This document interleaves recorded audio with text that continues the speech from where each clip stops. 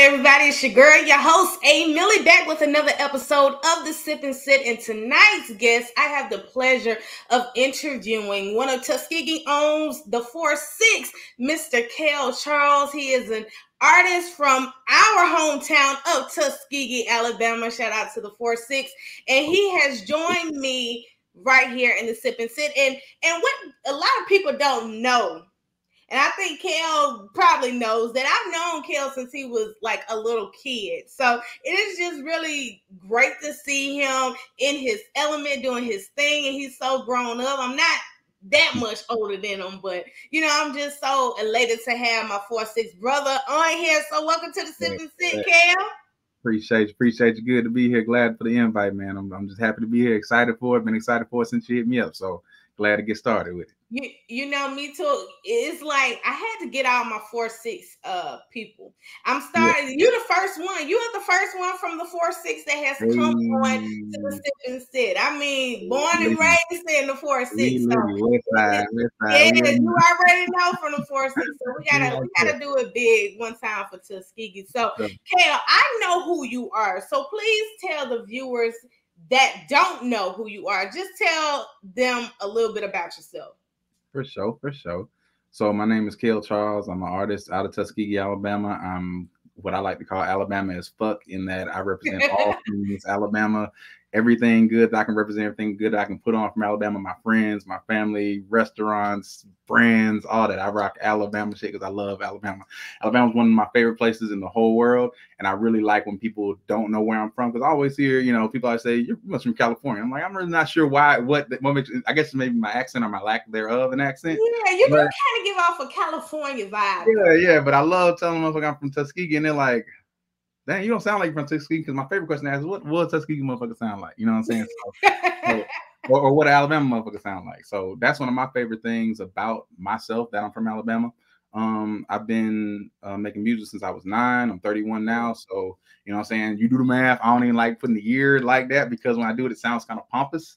But I've really been actually recording my own music, writing my own music since I was 9 years old. And I've been blessed to have parents and a supporting cast, as far as my friends and family, just period, to have been able to do that for all this time. Because I'm sure, you know, they may think in their mind, maybe if we hadn't pushed him so far, maybe he'd be doing a little bit something different, maybe something we could more understand. But they don't understand it, but they don't push me in any other direction. They know where my heart lies, and that's one of my favorite things about just myself. I have a wonderful supporting cast, from my family to my friends to, you know, everybody.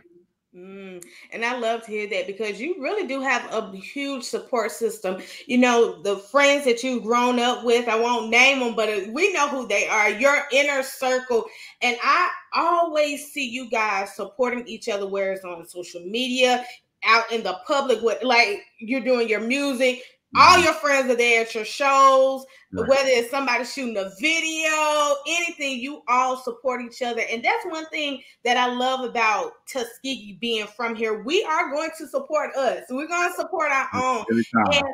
And I can't fathom how you said you started doing music at the age of 9, because if I look back with you being 9 years old, I see you running around playing basketball. I think back in the day, did you ever have your picture in the McDonald's? Yeah. Basketball team.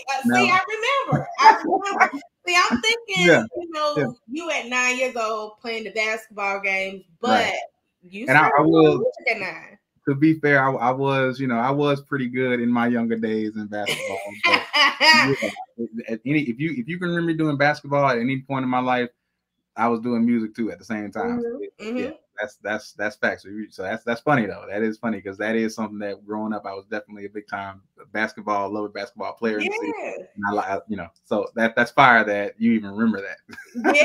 I remember a lot of things. Facts. That I don't forget. You know, you had the different kind of teams in McDonald's, right. But it's so crazy to me that while I saw you on the court or playing basketball as a kid, you were starting your music journey, like writing at the age of 9. So how did you start your journey at the age of 9 with wanting to go into music? Actually, it was me and my homie YB Chosen. We kind of started together. It started off where we had like cassette tapes, and you used to have cassettes where you know, if you had a single, like say for instance, I'm gonna name one that I actually use, Montel Jordan, This Is How We Do It. That would have like the instrumental version on it. You feel me? So what we would do was we would take another recorder, we'd take the tape recorder with the tape in it, we play that, and then we play to the instrument, we write to the instrumental, and then we wanted to record it, we record with another tape recorder, have that one playing in the background, and just rap what we had. So it didn't sound the best, but at the end of it, we were actually engineering and had this whole thing that we could show people. I can remember being at the YMCA and somebody saying, "What you listen to?" and grabbing in, "What's this?" And I was like, "That's me." Did you? You know. Wow. Okay. All right. So it changes the whole dynamic when people know that it's you and you're young and you're like that. And they're like, because now I feel like it's very normal for everybody to do music now. And it was normal back then, as far as, you know, you would meet people who did music, but when you were my age, you know, until maybe Soulja Boy, maybe about when I was about 15, 16, that's about when it really got to the point where you would actually meet people, you know, every day who made music in some kind of way. Until then, you know, we were kind of the only people that we even knew who really made music like everyday type shit. And that was just, that's one of the things I'm very proud of. And I feel like a lot of times when I talk to people about, you know, where I am as a rapper, you know, I've gone through the gangster rap stage. I'm the best rapper alive stage. Now my whole thing is I just want to make the best music possible. I don't care. You can have the best rapper. I feel like I prove my prowess and my point every time I write a verse. So if a 6, like I'm notorious for, you know, somebody will say, you want to do a 24? And I'm like, nah, I'm just do 16. Why don't I do more than 16? Like at one point I used to do more than 16, but now I do so much in the 16 that I feel like people ain't gonna catch the 16. So I'm definitely not gonna write another 32 bars just for them not to really get that, because I feel like even listening to my own music by myself, it's kind of intently and knowing what's coming. It's still kind of hard to catch every bar. And that's what I like about my music, because that is, or my raps in particular, because that is a direct result of how long I've been making music. That's how I'm making it to be. And only somebody who can really, I feel like you could definitely appreciate my music just as a listener, purely as a listener. But I feel like an artist who hears my music, it's like, yo, you know what I'm saying? That's a product of how long I've been making music, and that's one of the things I'm most proud of, how long I've been making music. And I want to get into that, because you made a lot of albums, you know, over the years, actually 4 to be exact, but you've been making music way before you started your albums. Yeah. And I want to ask you, being from Tuskegee, being from the 4-6, how has being from this city that is full of history, full of rich culture, influenced you as an artist? That's a great question. I love that, because not only am I Alabama as fuck, but I'm also Tuskegee as fuck. Yeah. And, you know, growing up, I feel like, you know, I went to high school in Montgomery. So I feel like as Black people, just period, not just Alabamians or Tuskegeans, as Black people, period, we're very diehard about where we're from and who's not from where we're from. And so in high school, it was definitely, or maybe even in college too, there was definitely like a kind of elephant in the room when I'd be in situations with other 4-6 motherfuckers who didn't know me, who would be my same age. Like, I ain't never met that dude, you know what I'm saying? But it's like now I've been in Tuskegee so long and I do what I do so well and so often. Now it's like undeniable where I'm from. And not only that, I put on, I got a Pueblo Maya shirt on right now. You know what I'm saying? If y'all don't know Pueblo Maya, that's the Tuskegee Mexican restaurant. We just got it. Shout out to my boy Pepe. But yeah. So I'm super Alabama. I'm super Tuskegee. I represent where I'm from, and I like to think I represent it well. And that's just me. That's what I like.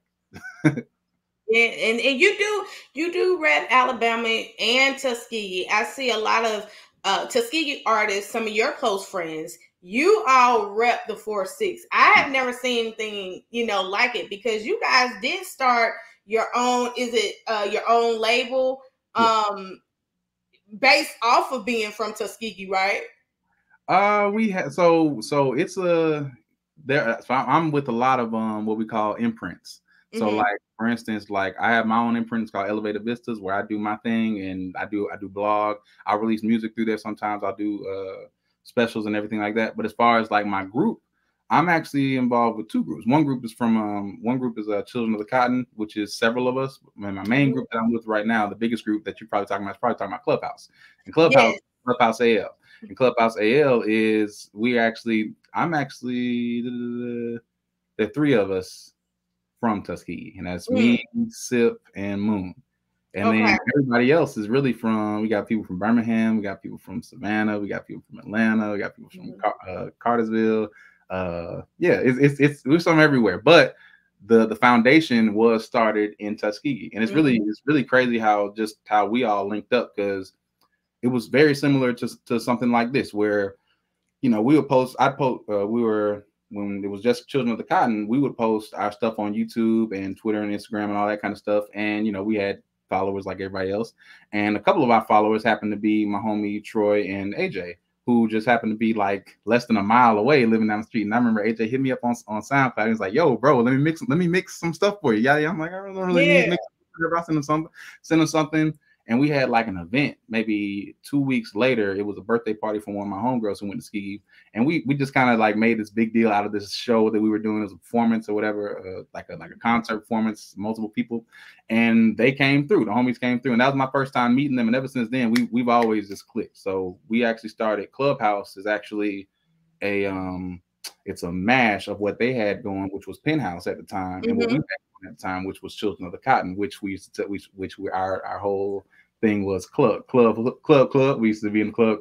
You know what I'm saying? That was our thing. So they like that so much that they jammed together now with Clubhouse. So it's a really beautiful thing. And that again, the foundation is just that we were all in Tuskegee. We were going to school together, and it just came about. Now those are some of my best friends in the world. Those are my brothers. I fuck with them boys the long way. If I saw them boys across the street fighting, you jumping in, run up, get done.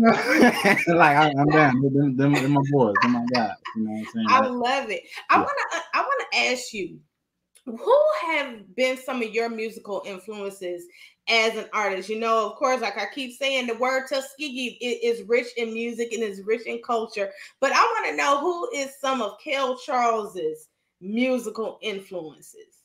That is a great question. Like for me personally, when I write, I don't really have like a one set style. I write what I feel from beat, what I feel would sound the best. Because my thing is, when you listen to my music, I don't want you to just bob your head. I want you to bob your head. I want you to point. You know what I'm saying? I want you to hit a couple of leaves. I want you to be emotionally invested physically into my music. Because my music isn't really all that. It's really just really good music that makes you want to move. Yeah, it's so mellow, it's smooth though. It's like that. It's like that late night riding music. Yeah, exactly, and that's what I like, because the majority of my music is written in the car for sure. So that's definitely not by happenstance that's a lot of the feel of my music, because that's one of my favorite places to be, in the car riding, listen to a song that I love that I can rap it like I'm performing while driving down the road. As far as influences, I would say Tupac is one of my biggest influences, just not even in terms of like rap, but in like the style, but just in terms of the feeling, you know what I'm saying? The feeling that you get from the music. It just has a specific feel. His music is very soulful. It just puts you in a good mood, most of it. And stuff that's not, the hard stuff, it's just hard. Like his music, it gets you emotionally invested. So Tupac is one of my absolute favorites. Kendrick Lamar, absolute favorite. I started listening to Kendrick in 2010, and I remember first time I heard him, I was hating. I remember heard the song I heard, it was "Cut You Off," and I remember saying, "Man, this dude ain't shit. I could do this." You know what I'm saying? And then I go home, type in names, watch videos. I'm in love for 10, 12 years. So Kendrick definitely up there as well. I think one of the biggest influences on my music personally, an artist who I sound like, and you wouldn't really think that until somebody said it, would be Ludacris. Oh wow! Yeah. Really? Yeah, Ludacris, and it's not even so much in just the total style. It's styling. You know what I'm saying? Like Ludacris is notorious for saying words like ways that they don't sound like I can't even think of one off the top of my head, but I'm very notorious for just throwing just a weird sound, put a weird influx on a word that essentially it makes it a punchline and it makes it go with the second line. And that's that's an intricacy of music that I know when I listen to Ludacris, I'm like, dang, but that's where I got how I double rhymes, rhyming between lines. Like you could rap, you could say, "Hey, I'm on the spot trying to bust down an op," and then you can say, trying to bust down the op, the spot, the block top. You know what I'm saying? Like I learned that specific kind of stuff from Ludacris, how he was rapping. Wow. So that's something in my music. Every now and then there's a song that'll play, and I'm like, yeah, that's Ludacris. So my top three would be Tupac, Kendrick, and Ludacris for as far as my style of music and the music that I aspire to make, the feeling that I aspire to inspire. Wow, that is like really like inspiring because I've never heard an artist kind of break it down, break it down like you just broke it down. Yeah, for sure. And I'm looking like, oh, okay, yeah. like you really did just break it down. Never heard an artist say that. Yeah, for sure. You know, but your style does, it has that. It's a different feeling. Like, you know, I've been listening to your songs even before this interview anyways. Thanks. But it's like, it's a different feels, like that feel good, that just one. I don't smoke, but I'll roll up something in a minute, you know, like I'm smoking, but it's so different. Like you have the soul, like when I hear your music, it's like you got the soul of the 4-6, the soul of music.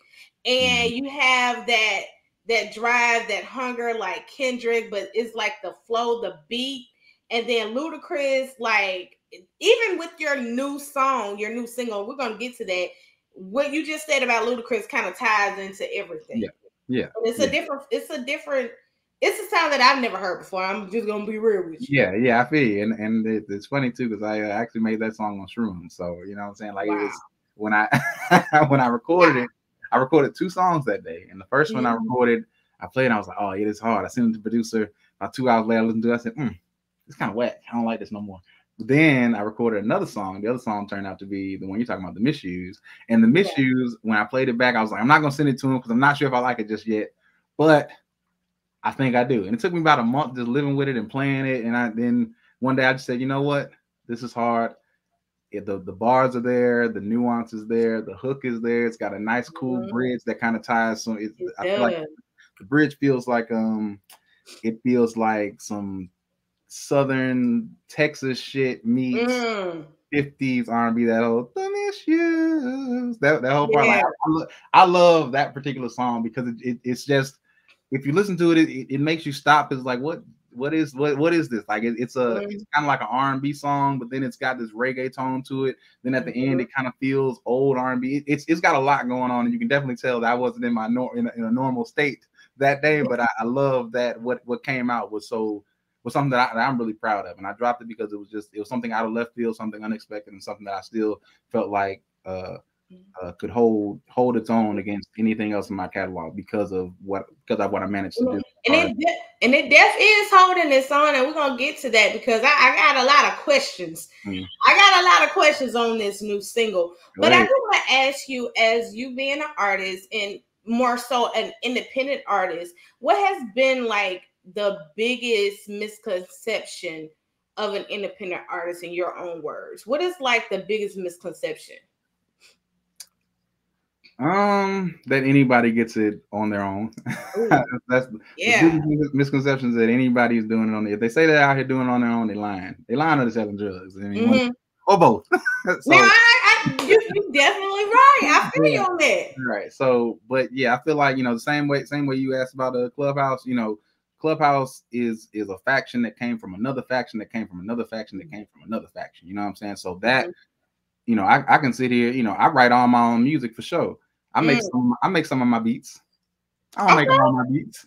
So you like a triple threat, and when I mean by triple threat, you make your own beats, you rap, but do you sing too? I hold a note every now and then. Oh, you hold a note, okay. Right. So you triple threat, you got it. All right. Even all that, you know, I produce, write, sing, camera work. I do a lot of stuff, but even I don't do it on my own. You know, so I still can't do. I can do a full song video all on my own, but dropping an album, I need more than just me. You know what I'm saying? That's the key. And with anybody, you know, a major artist, independent artist, if you're independent and you're literally independent, like in your work and in what you pursue, you're working backwards. You know what I'm saying? Like that's the most powerful thing you can do as an independent artist, as an independent creator, is collaborate. You know what I'm saying? Like even Man. this platform that you have right now, like this is a major platform for me as a 4-6 resident, because I know that you got other 4-6 people watching you. So people who've seen me when I was a kid and say, yeah, he played basketball, I was wondering what happened to him, or whatever the case may be. They probably seen me around town with the camera and all this other stuff, drones and stuff, but they have no idea that I rap. So collaborations and stuff like this, that is what ultimately changes your trajectory from like this to like this. You know what I'm saying? And that can be all the difference. You know what I'm saying? So that, to me, we make a real big deal. You know, we all, everybody wants to be the underdog. Everybody is underdog. You know what I'm saying? We are all underdogs, but we can't. We definitely perpetuate a culture of I did it all on my own and nobody helped me. But then we get awards, and then it's, well, I want to thank, you got the longest people. They kind of run you off the stage. You know what I'm saying? Because you got the longest people. So that, I feel like, is definitely the biggest misconception with independent artists, which is why one of my main things for me personally, if I can be there, I'm there. You know what I'm saying? Because I'm talented enough, and the people around me are talented enough that missing that one thing, that might have been the one thing that, boom, that could have done it. Because I've always told my friends, you know, it don't even take a pair of ears. It takes one ear to hear what you do and to like what you do. Yes. Change. You know what I'm saying? So yes. that's where I'm at. I'm big on collaborations. I'm big on teamwork. I'm big on doing stuff for free on the front end. We'll worry about the money if the money comes, bro. That's not where we at right now. We are on getting this shit to the point where we know that people know that me, you, him, her, and him, we're all together. We all fuck with each other. So that's a misconception that needs to be kind of at least needs a little bit of pushback. Can't do it by yourself, and if you're out here doing it by yourself, get some homies who do it too. Collaborate, make some stuff together, because that's the best thing you can possibly do. It's only going to increase your trajectory. So I love that. I love that whole statement. How you said teamwork makes the dream work too. Exactly. Yeah, trusted people. Yeah, well. Exactly. Got it. And that's a key too. That's a key too. And you'll, you know, I've been doing it long enough to where I know a gleam in a person's eyes when they see me, the gleam of, oh, I need to get on this train, and the gleam of, we could really do some fire stuff together. You know what I'm saying? Right. And that's the difference. There's a very fine difference between them, but there is a difference. And you don't have to shun anybody to make the dream work, but you got to understand which gleam is the gleam for you. And in my case, the gleam for me is the ones who look at me and say, hey man, I got some beats that I feel like you'd be dope on, and I really think we should like try to work together. I've seen some whatever. Like that's the kind. I'm not on no, you know, I feel like there's a lot of people wanting to have the appearance of being involved versus being involved. And you know what I'm saying? Hey, if you want to be in a video, come on, be in a video. We need bodies anyway. But you know what I'm saying?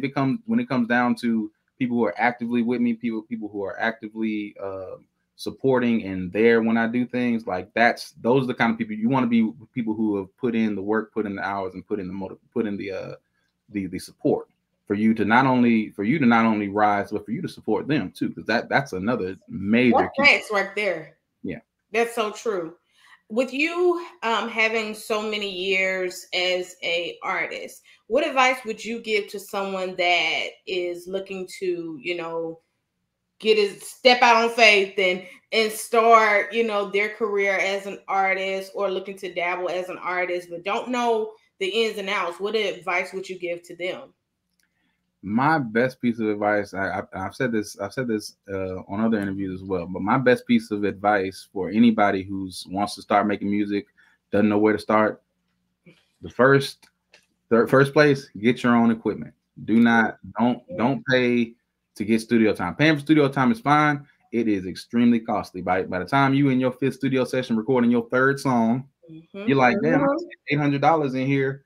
I could have just put $800 towards my own microphone and computer, and we in the game. You know what I'm saying? So that's my best piece of advice as far as action, and as far as just life advice tying into that. Just do it. You know what I'm saying? Don't grip on it. Don't think too hard. Don't psych yourself out. Just get what you need to do. And hey, sometimes that might be, well, I know a guy with the studio. Let me go ahead and do it. Sometimes that might be that. That's fine. That's fine to start out. You got to, if you want to do that to start out, that's cool, because it's a bit of a climb to get where you're making it productively and proficiently. But yeah, just do it. If however you have to do it, do it. I love that because, we were talking just a few minutes ago before the interview, just really getting started. And if certain things didn't happen, we would never like take that leap and have that nudge. And like you just said, just do it. Don't think, just do it. Exactly. Don't think, just do it. I want to talk about, your 4 albums. I know we discussed this earlier and I brought it up, but you have had 4 albums of, the course of the last couple of years. And how did it feel to make those albums? Because I remember when you first came out with that first album and you started pushing it on social media. And I remember checking it out. I remember so many other people from Tuskegee, from just all over. They were pubbing you and everything. So how does it feel to really have like, I got 4 albums under my belt? It feels good. When it comes to albums for me, man, generally by the time music releases, they're generally at least a year old by the time they release, and I've almost always moved on to the next one. So it's like, but one of my favorite things about releasing an album is, number one, when people congratulate you for an album, because an album is not a small feat. No matter how small you are, it takes a lot of work to put together 10 plus songs.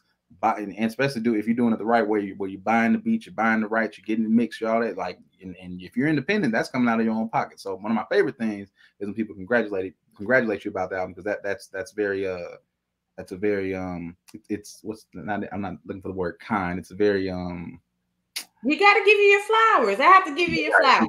Right. It's a very genuine thing to do at the very least. But another one of my favorite things is that because my songs are generally older, so much older than they are to everybody else, I love releasing an album and then the response is, man, this song is great. This song's great, because that really just reminds me, oh yeah, this was one of my, like, for my songs, anything that makes my album on any of the albums, there was a point in time where I played this bitch over and over and over because I love it so much. You know what I'm saying? Because it hit me there. And if it doesn't, and if I don't play it 1,000 times right after I record it, then it's probably not going to make the album. You know what I'm saying? So that's one thing that I love about making albums. And just the responses are always they're always overwhelming, and yet they still make you want more. You know what I'm saying? Like, I feel like my favorite album right now, I feel like every one of my albums gets better than the last one, or at least that's what I try to do. That's what they are to me. And Fluid, I felt like, was just a real step up. And Late Bloomers was fire. And you asked some of my friends' favorite albums is Late Bloomers, which is prior to Fluid. I think it was 2018. And I love Late Bloomers, but Fluid, that's on that was just different. It was just on another level. Yeah, it was. It really was. And I called it that because I basically didn't want any 2 songs to sound the same. I wanted it to be just a full fluid play of, however many, I think it was 10 or 12 different sounding songs, where it was like, damn, I'm sold. What can he do? You know what I'm saying? He got songs where he's singing. He got songs where he's rapping his ass off. He has songs where he's doing both. He has songs with other people rapping their ass off. Like, okay, what else? And so that's kind of where I am now, as far as like, actually my next album's already done, which is Cale Raps. Really everything back for that so we can submit it. But that one's done, and that one's really just a lot of raps. You know what I'm saying? A lot of, okay, y'all want raps? Here's the raps. Okay, let's get the raps out of the way. And then right now I'm just evolving. Like, I'm at a point where the music I make is fire, the bounce is fire that I do. I love it. It'll always come eventually. But I'm definitely at a point now where I'm branching out and I'm pushing the boundaries and trying to test my limits as an artist. Like, because I like being a rapper. I like being called a rapper. I am a rapper. Right. But it's something different about when somebody introduces you. Yeah, he's an artist. You know what I'm saying? He's a songwriter. And it's not because I've written songs for other people. It's because I write songs and I can't sing. If you heard me sing, you'd be like, I'm not sure about that. But if you heard me sing my songs that I wrote for my voice, like, it's different. And I'm always overwhelmed and very satisfied with the general reception from my albums. My only quarrel that I ever have with any of them is that I thought this was going to be the one, but then they could all be the one. That's what they can all be the one, because in my eyes, all the songs are the one. Okay, right, exactly. They are all the one.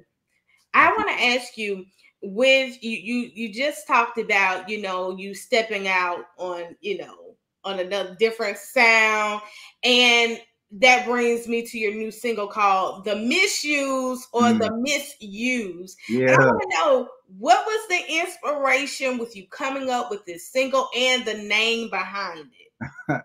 Well, again, I was on shrooms that day, so I had some shrooms that day. And really, when I started writing the hook, it was just can I keep it real with you, baby? Can I keep it real with you? Ooh, and I was like, okay, that's cool. If I really don't need much more than that. And then when I said trying to keep it real with you, I got a problems why I still miss you. Ooh, and when I said that, I was like, I got a problems why I still miss you. I could really just say I got a problem. That's why I still misuse. And then it's like, okay, so now we got like a double entendre going here.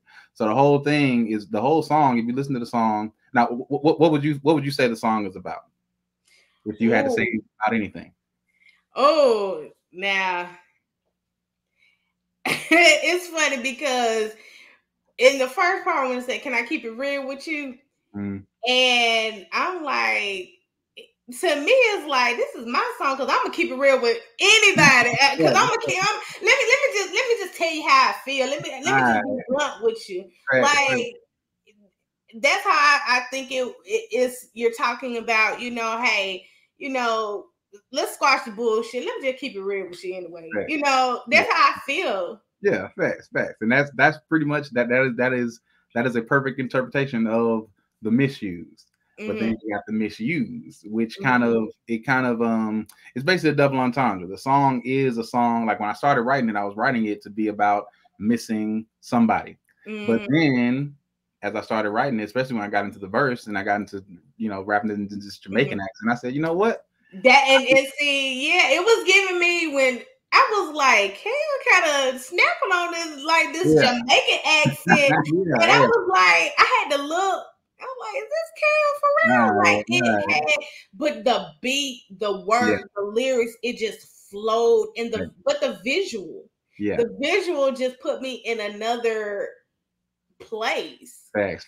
Shout to Lake Tuskegee there. Oh, shout out to the Lake Tuskegee. Yeah. But yeah, it's a double entendre. It's about missing a girl. That girl is weed. You know what I'm saying? Which is how you miss you. Mary Jane. Yeah, that's where the mission can be. So when you think about the hook in that sense, can I keep it real with you? You're not my darling, but I still miss you. That I don't own weed. I'm not the only person who be smoking weed. I'm not the only person who loves weed. So you're not my darling, but I still miss you. Ooh, and then it's, can I keep it real with you? I got a problem. That's why I still misuse. I got a problem. That's why I still misuse. I still smoke weed. So, and then the verse, if you just listen to the verse, it definitely makes it a little bit more clear that it's weed, but it's still such a good entendre that it still feels like that I miss you. And then you got because I thought it was about a girl, and I was like, yeah, and that's messed up, right, and let's pull us out of bullshit. I'm keeping real with I miss you. Right, and it's both. That's why, like, and that's kind of why I named it. I named it with because, like I said, it's an entendre.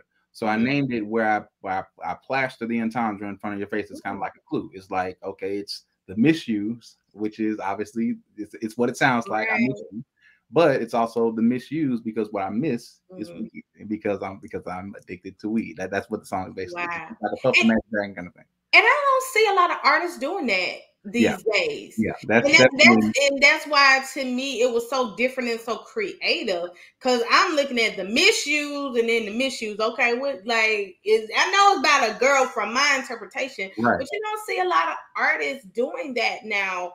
Why is that? Is this something that you're on your creative end, or is it like not all artists are doing that these days? I just feel like we're definitely right now in a state of or in an era with music to where if I'm interpreting it, the listeners really more so like exactly what they want to hear. They don't really like to overthink, at least not on radio records, you know what I'm saying? Not on the records that they're going to listen to every day.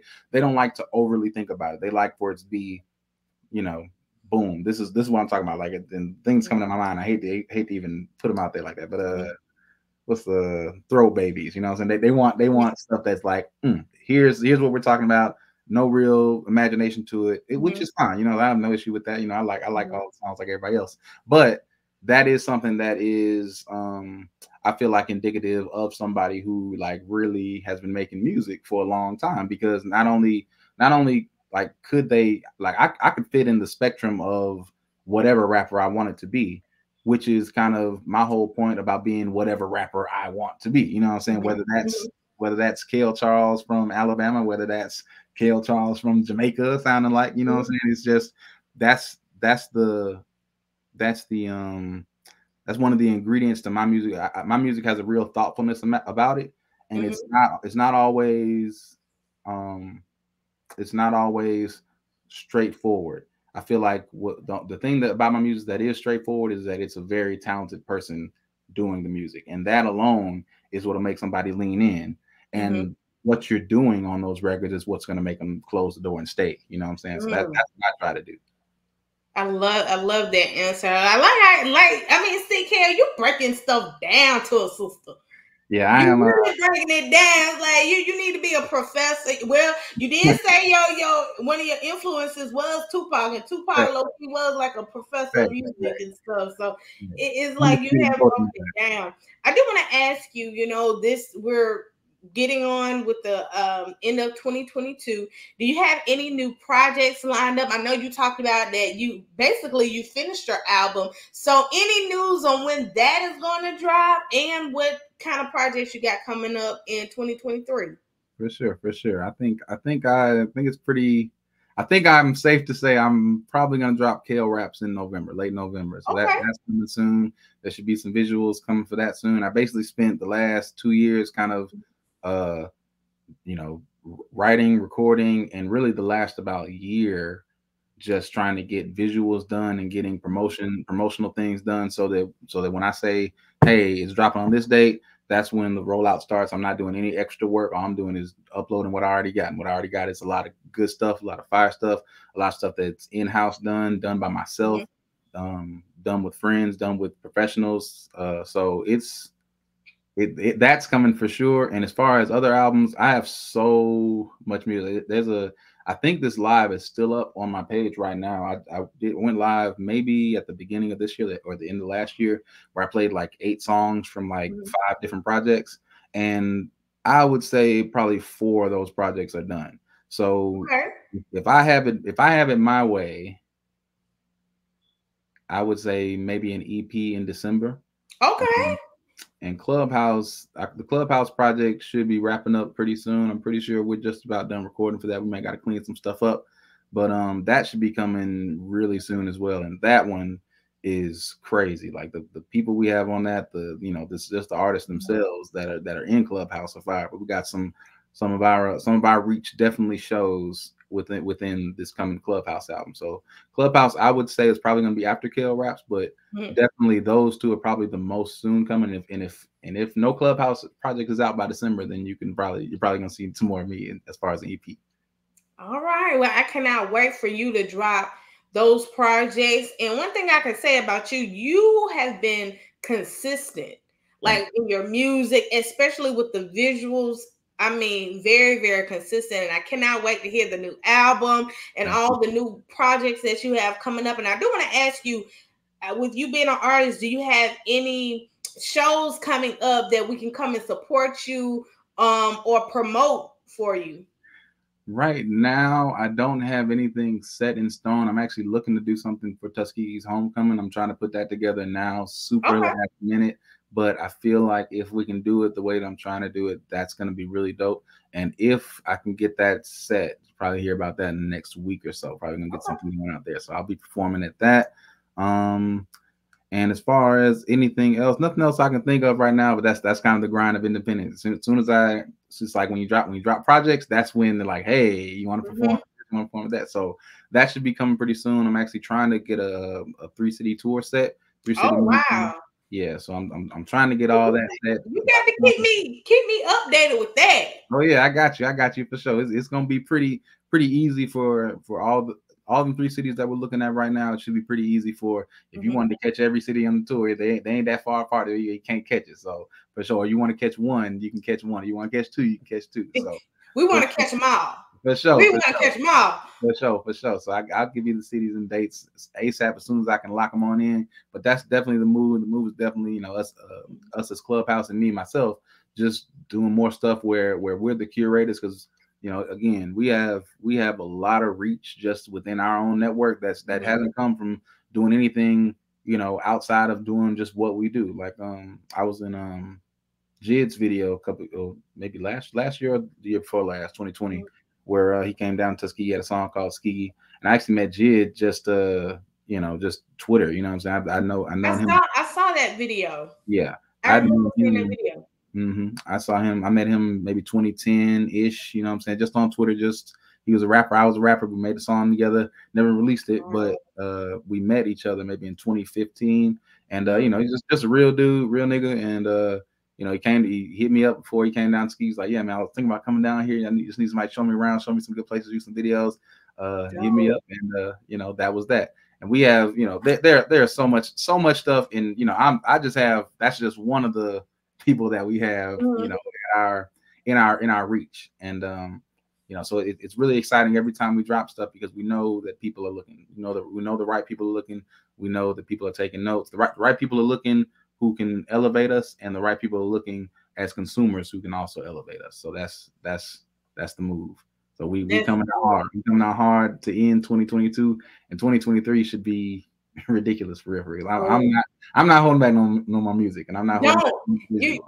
Hey, it's only up from here. You putting the 4-6 on the map. You're putting Alabama on the map. You're putting yourself on the map. So it's only, hey, like you said, it's all the way up. For sure. All the way up. All the way up. I gotta ask you before we wrap up. What is the ultimate goal for Cale Charles as an artist? You know, I always tell people, for me, my goal is to pay my bills with music. You know what I'm saying? I don't care what that looks like. Like, if I can live off my music, that's the dream. You know what I'm saying? Like, I feel like, you know, a lot of people do it. They want a lot of money. They want fame. A lot of money's nice. Fame's nice. You know what I'm saying? I feel like that's a byproduct of being like really successful with music. I don't even need to be that kind of successful. I want to be successful where I know the music I'm making is reaching ears, is touching hearts, touching minds, and making a difference for somebody. Somebody's riding down the road like, man, this song right here it hits me somewhere different. Just like all my favorite artists do for me. Like I aspire to inspire. That's the goal for me. And the bigger I am, the bigger my reach is, the more people I can inspire, and the more people who I can give some of this knowledge that I have from just pure experience. That, you know, it's one thing to hear, it's another thing to experience, it's another thing for somebody to tell you about the experience, so that you can maneuver your way through the experience. And that's what I am. I am, if nothing else, a resource. So that's what I tell all my homies. And my goal with this is to help all of us get exactly where we want to be, and then some. So I love it. And that is where you're going to continue to elevate, because you have a talent. I got to give you your flowers. You have put this city on the map with your music. And of course, I'm so elated to have you on. It is, for me, to be honest, it has been it's been in the works for a while. I was like, I gotta get Cale on my platform. I gotta get him. Even before I transitioned to StreamYard, to this platform, I said, I gotta get him. And I'm so happy that you finally allowed me to interview you, and you came on this platform. And I just cannot wait to see what you got coming up next later on this year with the new album, and into 2023. Of course, we're going to continue to elevate and continue to do what you do, because you are out here putting Tuskegee on the map. So I got to give you your flowers. I appreciate you. And I got to give you some too, because this is great. This is a great platform right here that I was aware existed as well. And I've peeped a couple times, but I'm glad you reached out. I don't get offered interviews often. And when I do, it's always a big deal, because in order to get an interview, you got to have somebody who's really looking at you, somebody who really was paying attention, somebody who's not only paying attention and looking at you, but generally in our sphere, you got to have somebody who's also a fan and believes in what you're doing.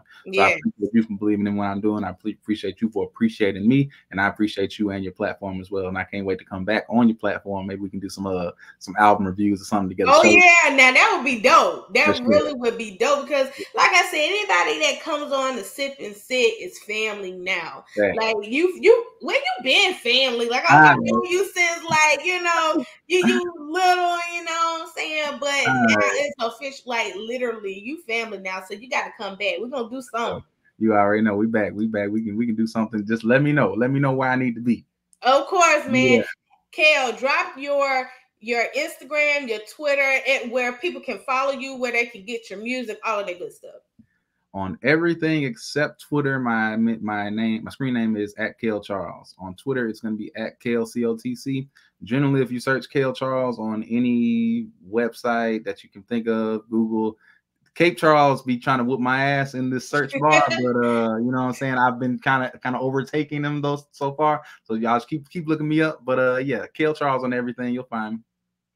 All right, y'all heard it. Make sure y'all go support him, support our Black artists, support our Black businesses as well. If you need anything from him, you need a beat, you need somebody to produce your music, need him on a record, a feature, or you need some videography services. Low-key, I'm writing scripts too. Let me know some. Oh, you see? I'm writing scripts. You might be a side piece out here with writing scripts and being a videographer. You a rapper, you sing, you do all of that stuff. Is there anything Cale Charles can't do? Fail. Hello. Oh, there it is. There it is. There it is, man. Again, Cale, I appreciate you for coming on my platform. Y'all go support them and tune in to another episode of the Sip and Sit. If you have not, go ahead and subscribe to the Sip and Sit. It's right there at the bottom of the screen, and follow the Sip and Sit podcast on Instagram. And you know your girl will be back with another episode and another interview. Until then, we out.